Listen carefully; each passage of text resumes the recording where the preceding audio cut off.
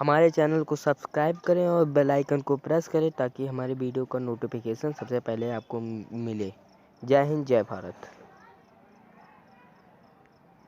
मान, न्याय, अन्याय, बदला और विध्वंसक, कुछ ऐसे शब्द हमारे दिमाग में आते हैं जब हम महाभारत का नाम सुनते हैं। महाभारत के हर चरित्र की एक अपनी ही कहानी है। हर किरदार का व्यक्तित्व उनकी परिस्थितियों, पुनर्जन्म आदि तत्वों से प्रभावित दिखाई देता है। उन किरदारों से आप खुद को जोड़कर देख सकते हैं। इसके अलावा महाभारत प्रतिज्ञाओं के लिए भी जाना जाता है।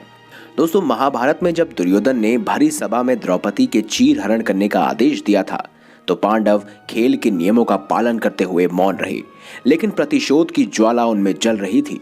भीम ने जब दुशासन को द्रौपदी के बाल खींचकर घसीटते हुए ले जाते हुए देखा तो भीम ने प्रतिज्ञा ली कि वो दुर्योधन और दुशासन के खून से द्रौपदी के बालों को धोएगा। कुरुक्षेत्र के युद्ध में भीम ने अपनी प्रतिज्ञा पूरी की। 18 दिनों तक चले इस रक्तपात के बाद विजय होकर पांडव गांधारी और धृतराष्ट्र से मिलने के लिए हस्तिनापुर आए। उस समय गांधारी बहुत क्रोध में थी। उस समय गांधारी भी अन्यायपूर्वक किए गए दुर्योधन के वध से क्रोधित थी। पांडव डरते डरते गांधारी के पास पहुंचे। दुर्योधन के वध की बात करने पर भीम ने गांधारी से कहा कि यदि मैं अधर्म पूर्वक दुर्योधन को नहीं मारता तो वह मेरा वध कर देता। गांधारी भीम से बहुत क्रोधित थी। धीरे धीरे सभी भाई गांधारी से मिलने लगे। भीम के बाद युधिष्ठिर गांधारी से बात करने के लिए आगे बढ़े। माता गांधारी बहुत ज्यादा क्रोध में थी। जैसे ही गांधारी की दृष्टि पट्टी से होकर युधिष्ठिर के पैरों के नाखूनों पर पड़ी, वो काले हो गए। यदि उस समय भीम गांधारी के चरणों में झुके नहीं होते तो वो गांधारी के नेत्रों से उत्पन्न हुई ज्वाला में जलकर भस्म हो जाते।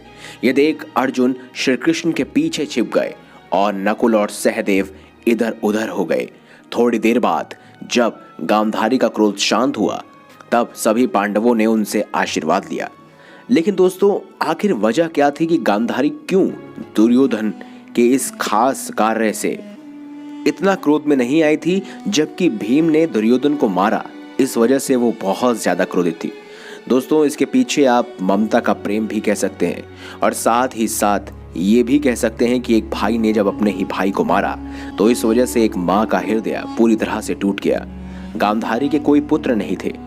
उसके बाद जब उनको 100 पुत्रों की प्राप्ति हुई तब उन्हें ममता का एहसास हुआ। ऐसे में उन्होंने दुर्योधन को ये भी कहा था कि युद्ध के अंतिम क्षण में वह एक बार नग्न अवस्था में उनके सामने आ जाए, जिसके कारण उनकी सारी शक्तियां दुर्योधन में समा जाएगी और उन्हें कोई नहीं मार पाएगा। लेकिन भीम अजेय था। भीम ने भले ही छल कपट से किया हो, लेकिन भीम ने दुर्योधन का वध कर ही दिया। तो दोस्तों, अगर आपको हमारी ये खास जानकारी, ये वीडियो अच्छी लगी है तो इस वीडियो को लाइक करें, हमारे चैनल को सब्सक्राइब करें और ज़्यादा से ज़्यादा शेयर अवश्य करें। मिलेंगे अगली बार एक नई खास वीडियो के साथ। अब तक के लिए बहुत बहुत धन्यवाद।